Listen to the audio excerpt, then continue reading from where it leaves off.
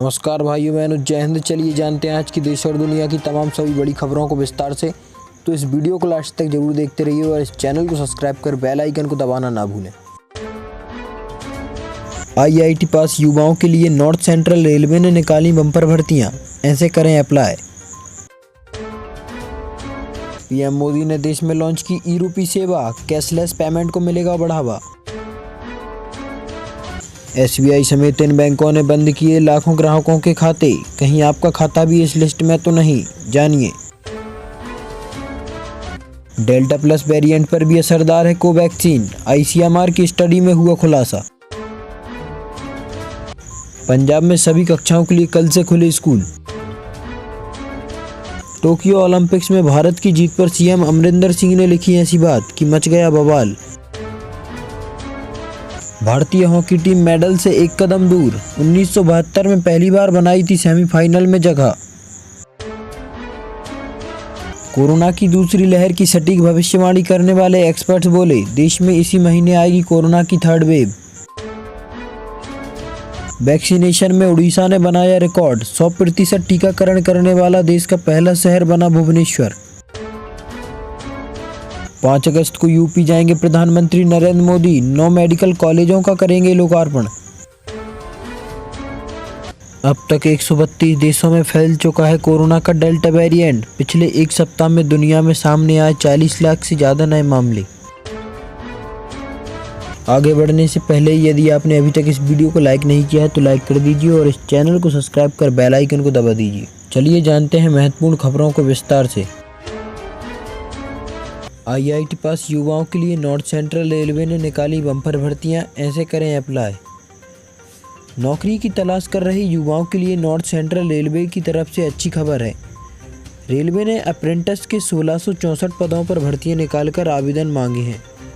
सोमवार से इन पदों के लिए आवेदन की प्रक्रिया शुरू हो गई है। संबंधित ट्रेड में आईआईटी का सर्टिफिकेट हासिल कर चुके युवाओं के लिए यह नौकरी का सुनहरा मौका है, क्योंकि इन पदों पर मेरिट के आधार पर भर्तियां की जाएंगी। आवेदन प्रक्रिया पूरी होने के बाद रेलवे रिक्रूटमेंट सेल सिलेक्ट किए जाने वाले कैंडिडेट्स की मेरिट लिस्ट जारी कर देगा। आरआरसी नॉर्थ सेंट्रल रेलवे के मुताबिक इन पदों पर योग्य उम्मीदवार 2 अगस्त 2021 से ऑनलाइन आवेदन कर सकेंगे। आवेदन की अंतिम तिथि 1 सितंबर 2021 है।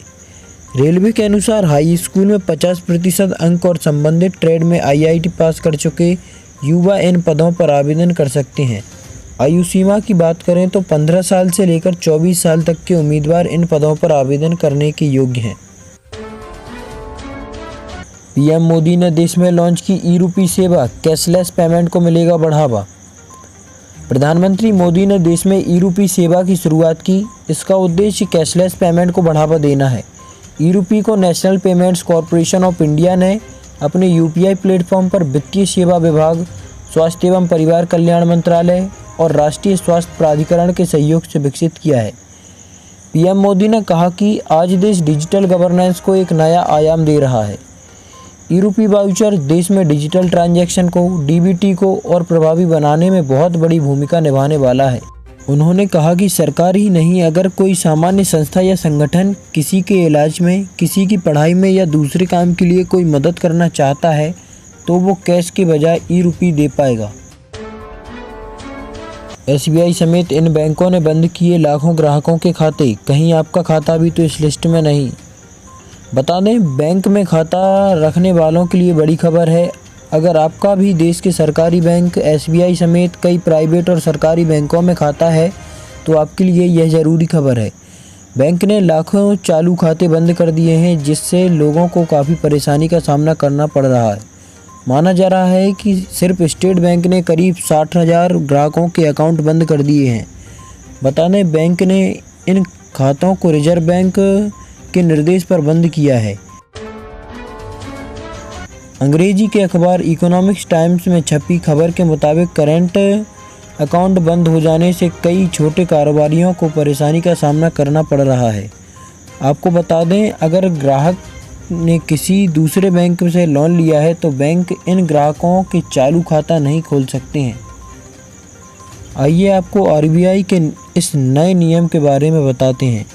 आपको बता दें, आरबीआई के इस नए नियम का उद्देश्य कैश फ्लो पर नज़र रखना और फंड्स की हेराफेरी पर लगाम लगाना है। आरबीआई ने बताया कि नई गाइडलाइन के मुताबिक लोन लेने वाले कई बैंकों में चालू खाते खोलकर फंड्स की हेराफेरी कर रहे थे, जिसकी वजह से बैंक ने इन सभी ग्राहकों के खाते को बंद करने का आदेश दिया है। डेल्टा प्लस वेरिएंट पर भी असरदार है कोवैक्सीन, आईसीएमआर की स्टडी में हुआ साफ। कोरोना संकट के बीच भारत में विकसित कोरोना टीका कोवैक्सीन से जुड़ी बड़ी जानकारी सामने आई है। इसमें कहा गया है कि देसी टीका कोरोना के खतरनाक वेरिएंट म्यूटेशन डेल्टा प्लस से लड़ने में भी सक्षम है। आईसीएमआर की स्टडी में यह बात सामने आई है। बता दें कि कोवैक्सीन का निर्माण भारत बायोटेक ने आईसीएमआर के साथ मिलकर किया है। अब भारतीय चिकित्सा अनुसंधान परिषद आईसीएमआर ने कहा है कि कोवैक्सीन सिर्फ डेल्टा प्लस वेरिएंट पर नहीं, बल्कि इसके म्यूटेशन A/1 यानी डेल्टा प्लस पर भी कारगर है। बता दें कि डेल्टा वेरिएंट इस वक्त वायरस ऑफ कंसर्न श्रेणी में है।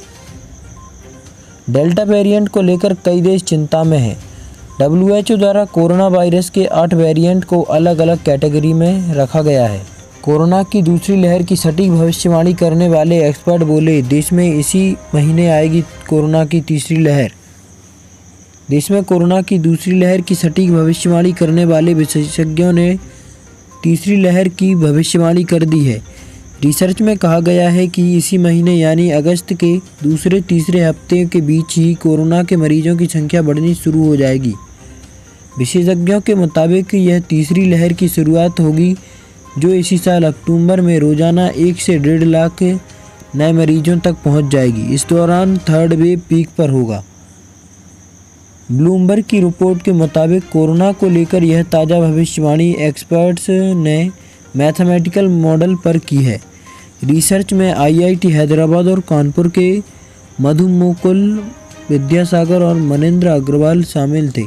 बता दें कि दूसरी लहर को लेकर दोनों विशेषज्ञों का अंदेशा सटीक बैठा था।